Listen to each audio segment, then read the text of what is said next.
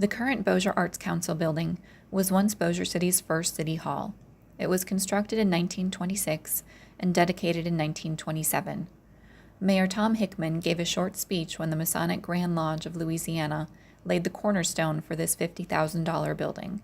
Shreveport Mayor L. E. Thomas congratulated the Bossier City community on its splendid development and wonderful progress. He urged Bossier to continue its forward march.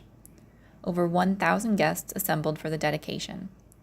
Throughout the years, the building has housed the fire station, a police station, the city jail and courthouse, and various municipal administrative offices. In the 1940s, a branch of the Bossier Parish Library was here.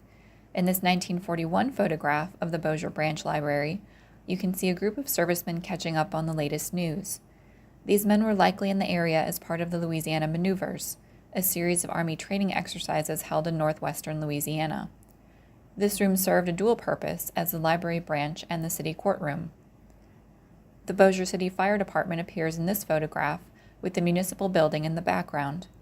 You can see the bay door for the fire truck is still visible today. The photograph was taken around 1942 when Bossier City purchased its second fire truck. City Hall served as a community gathering place in the 1930s and 1940s. The upstairs auditorium hosted political meetings, dairymen meetings, the Epworth League, the Lions Club, and the Masons. The Armageddon Club also held their fall opening dances in the auditorium. The Bossier Parent-Teacher Association also met at City Hall. The PTA was the first parish-wide council to be formed in Louisiana. Flower shows sponsored by the Bossier Community Club were frequently held in the auditorium, with blossoms being admired by hundreds of visitors. In the 1940s, City Hall served as a central location for several efforts for the World War II home front. In 1941, it was Bossier City's drop-off location for an aluminum scrap collection for the wartime scrap metal drives. In 1943, the auditorium hosted a one-day canning school for the Victory Canners. Bossier City residents who were growing their own Victory gardens could learn how to can and preserve their vegetables. Miss Letty Van Landingham, the local home demonstration agent, offered this canning school to persons who would like to learn or refresh themselves on the principles of canning. The canning kitchen, which was built during the Great Depression, was open to the public. In 1943, the Women's Army Corps had a recruiting site at City Hall. In 1944, the Home Demonstration Club sponsored a dehydration food school. The local American Red Cross chapter met to roll bandages within the auditorium. By 1977, the municipal building was in desperate need of renovation. In its 50th year, the facility no longer met the needs of the growing city. Between the administrative offices and the city courthouse, Bossier City was looking to expand with a new municipal complex. In 1980, the Bossier Arts Council was established for the advancement of cultural interests in the Bossier City area. The city hoped to designate the old municipal building as an arts and culture center for the city once the building was vacated. Mayor Marvin Anding strongly endorsed the formation of the Bossier City Arts Council. The city offices moved to the new municipal complex off of Benton Road, which was dedicated in 1986. In 1988, the municipal building got a much-needed facelift. A federal grant helped with extensive restoration to the structure. It opened as a community center in 1988, housing the Bossier Arts Council, the Clean City Committee, downtown development, and the auditorium remained available for civic groups to use. The Bossier City Civitan Club adopted the old municipal building in the Clean City Committee's Keep Bossier Beautiful program. So for the past 40 years, the Bossier Arts Council has done a lot of upgrades to our building. We have included, of course, we have the East Bank Theater upstairs. We do 2 productions a month.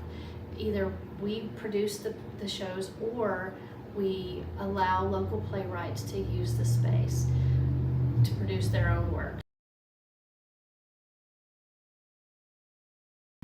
There's a unique element to the East Bank Theater in that our dressing rooms were once jail cells, and those jail cells were used as holding cells for people to sober up to stand trial, which was right outside where our theater space is.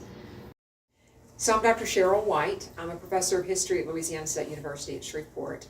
And here today, the Bossier Arts Council, a really historic building over here in Bossier City, our sister city for my university. And this building has an interesting piece of lore associated with it that makes a big connection to not just Bossier history, but history of the region too. So here we are in what used to be the jail on the second floor of this building. And there is this wonderful legend. Have not really been able to document it in the record, but it makes a great story nonetheless. Persistent local lore that country music star Hank Williams was in jail here for public drunkenness.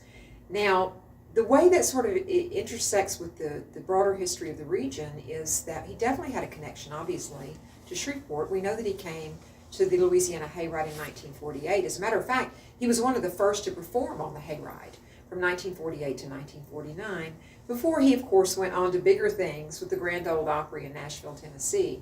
Well, a decade, not even a decade, a few years go by, and Hank Williams was kicked off of the Grand Ole Opry for being consistently intoxicated. So he came back to this area. We have a record that, of course, he purchased a house here in Bossier City on Monica. We have a record that his second marriage license was issued here in Bossier City to Billie Jean, his second wife. And there is this other story that we really can't substantiate, but I think is so compelling because it intersects with what we know about Hank Williams. He suffered clearly from alcoholism. We have a record in Shreveport that he was arrested there in 1952 upon his return to the area. We know that he was hospitalized at least twice with a diagnosis of acute alcohol poisoning. So the tragedy, of course, is that he died at the age of 29, New Year's Day, 1953, really only beginning to make his mark in music history. So there's this great intersection of his story here in Bossier City that's an important part of the legend and lore of this building. Okay. So at the East Bank Gallery, we have two galleries. We have our main gallery, but then we also have an emerging artist gallery. So in the emerging artist gallery, they have to have had less than 6 exhibitions to themselves, and we teach them how to write an artist statement, how to write a bio, how to market themselves. And so it's a step stool gallery, but just helps artists prepare for the next level of their career. We also have this beautiful plaza that the city has built across the street, and that allows us to have more family-friendly events. It's bike-friendly, dog-friendly, stroller-friendly, so we encourage the public to come and visit the East Bank, walk from brewery to bar, to restaurant, to just enjoy the landscaping in the plaza.